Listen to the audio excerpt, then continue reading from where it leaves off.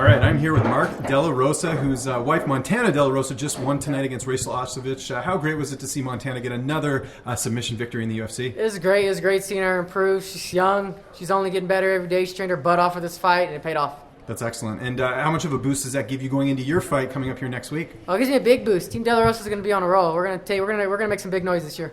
Yeah, and we haven't seen you since your debut, which was a short notice fight against a really tough guy in Tim Elliott. What did you take away from that performance? I took away stay in shape, keep your weight down, and again, when those big lights hit you, fighting for the UFC is like, you can't compare it to nothing else. I fought for some okay promotions, but it doesn't compare to this. Yeah, no, for sure. Were you looking to get in there a little bit sooner? Because that fight was back in December. Were you asking the UFC for a fight a little bit closer? Yeah, I was begging him, and finally Mick gave me a call and gave me a fight. That's great. And what about training camp? I know you've been spending some time at Factory X a little bit. How has that been? It's been great. I get a bunch of altitude training out there. I got a lot of different training partners, a lot of good southpaws, right hand, left hand. I get all kinds of styles. It's great. It's great training up there. And I'm sure one of the guys you train with out there is Sid Bice, who is just a top flyweight. Fought for an LFA belt. How much has he helped you in this camp? He helped me out a lot. Again, keeping the pressure, keeping the pace, and again, it's good. It's good finding guys that move just as fast as I do. And who are some other guys you got to work with at Factory X? I train with him, Joe Warren, Coach Mark Montoya. Brandon Royval at all? Yes, Brandon Royval a lot. Yeah. Yusuf, yeah. Big up and comer. A lot of guys out there. Is it tough keeping the weight down, being here in Vegas with all this great food? Not too much. Lockhart's been cooking for me this whole week, and nice. It's been getting 5-star meals coming to my doorstep, all fancy with plated nice and everything. It's been great. You're taking on a newcomer. How do you feel like you match up against him in this fight? I feel like I match up very, very well against him. Taking up against Elias Garcia, he comes from a great camp. Again, there's no easy fight in the UFC. He's got great striking, great jiu-jitsu. But again, at this moment right now, 125, me with an actual fight camp.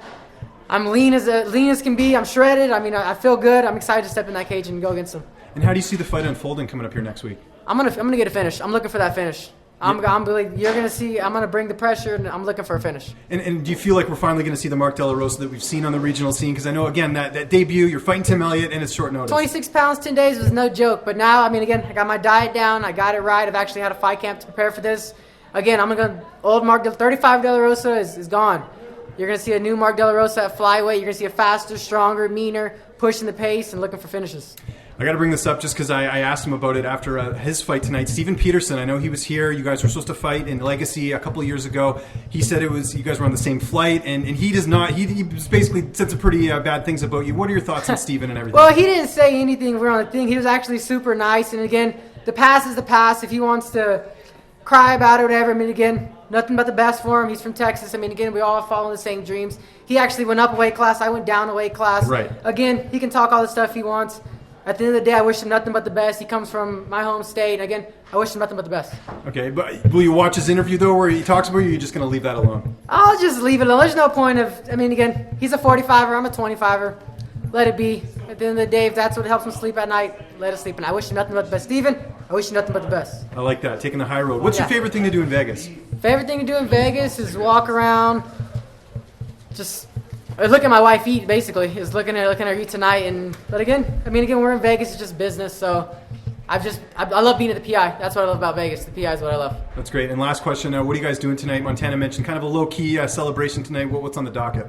We're going to definitely see my daughter, spend some time with her, and I'm going to watch her eat is what I'm going to do. I'm going to watch her eat, stuff her face, and I'm going to stick to the diet. Thanks so much for the time, Mark. Great talking to you. Thank you.